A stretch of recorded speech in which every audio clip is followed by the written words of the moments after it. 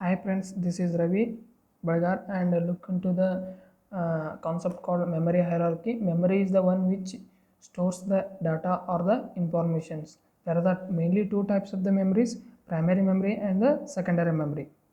Primary memory consisting of RAM and ROM. Secondary memory consisting of where multimedias and operating systems and big files and processor. Processor is the one which where the programs are fetched, decoded and executed. Processor consisting of some registers. These registers are set of flip-flops and they stores the small bit of data and addresses. Very small size like a few bits and the bits or bytes.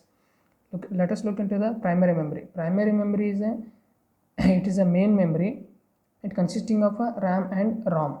RAM means random access memory of size 4 to 8 GB and ROM means read-only memory of 4 to 8 MB size. And secondary memory consists of some portable devices like hard disk, floppy disk and compact disk and digital versatile disk. Nowadays we are not using the floppy disk because of the very size is very less and we can store only one image in this size and CD of 700 MBs and DVDs of 4 to 7 GBs. Hard disk is the one which we can store our multimedia operating systems and other softwares, big softwares. Let us look into the characteristics of RAM. RAM means it is the random access memory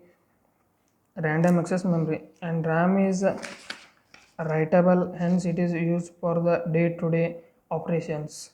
RAM is a volatile memory. Volatile memory means when the power supply goes off and data stored in the RAM are vanishes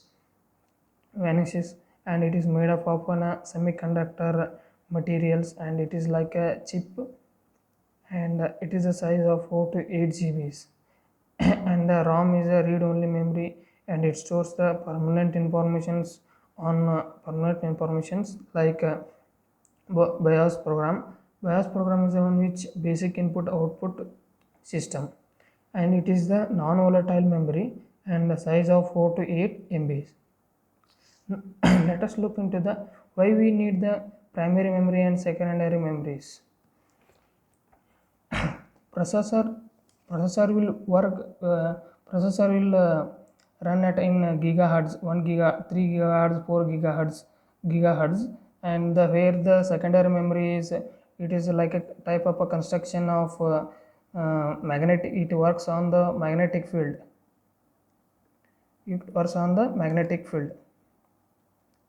And processor will do not fetch the directly information from secondary memory to processor. The first secondary memory information will be fetched from the RAM and then RAM to processor.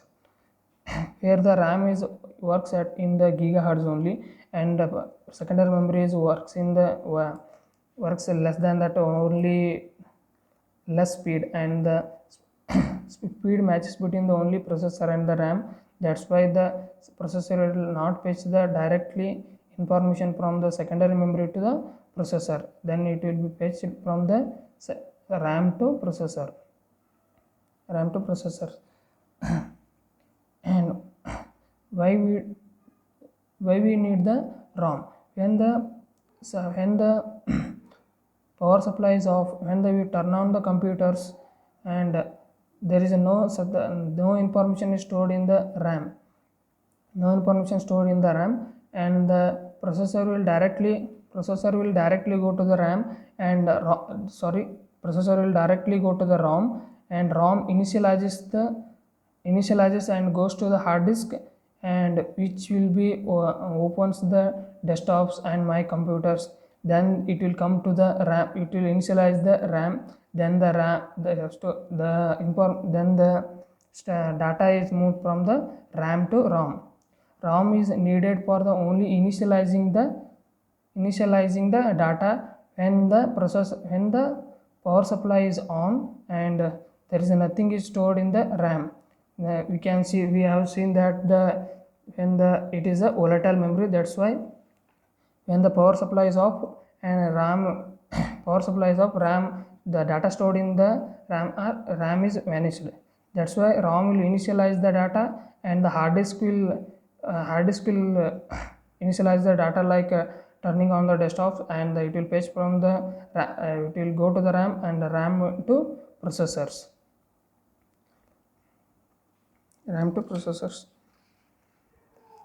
And in between the RAM, in the RAM, two types are there. One is SRAM and DRAM.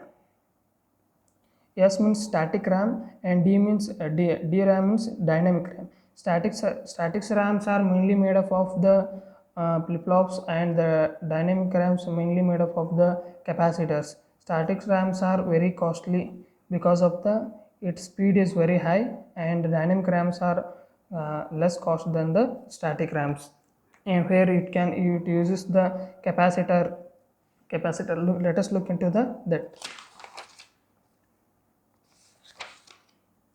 In between the processors and the primary memory, there is a cache memory is used to boost up the speed of the processors.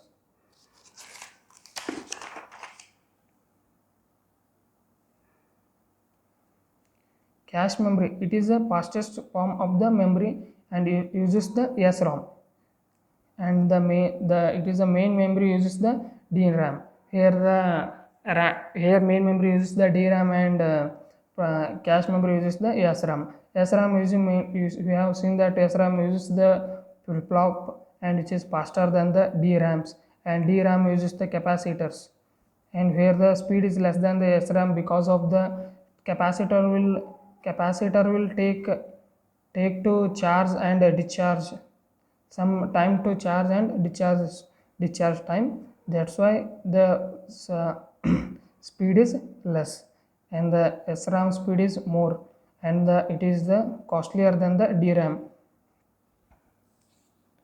Cache memory size is around 2 MB to 8 MB, and here you can see that here is a processor, and this is a cache memory, and this is primary memory and secondary memory.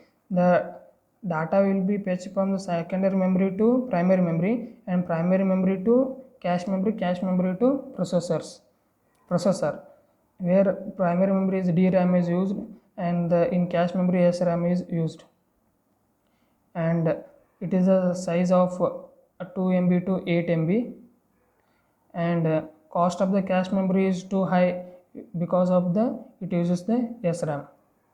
And you can see that here is one drawback, where the cache here is one drawback, that where the cache memory works in the gigahertz, and the 3 gigahertz and 3.5 gigahertz, and processor will also work in the 3.24 gigahertz, and where the system bus, this is the bus where it works only 1 gigahertz, and here the speed of the two processors will cache memory and the processor will be high, and where it can be speed will be less. It is the bottleneck of that. You can see the bottleneck, and where it is of the in 1990, then it can be overcome by the where the cache memory is inside the processors, and one cache memory is used outside the processors. Let us look into that. L1 is the cache is present inside the processors, and it is a split code, and typically of 4 to 8 KB. And L2 is present on the same die as the processor, and is a unified cache, typically 1 MB. And L3 is present outside the processor. It is a unified and typically of 2 to 8 MB. Thank you.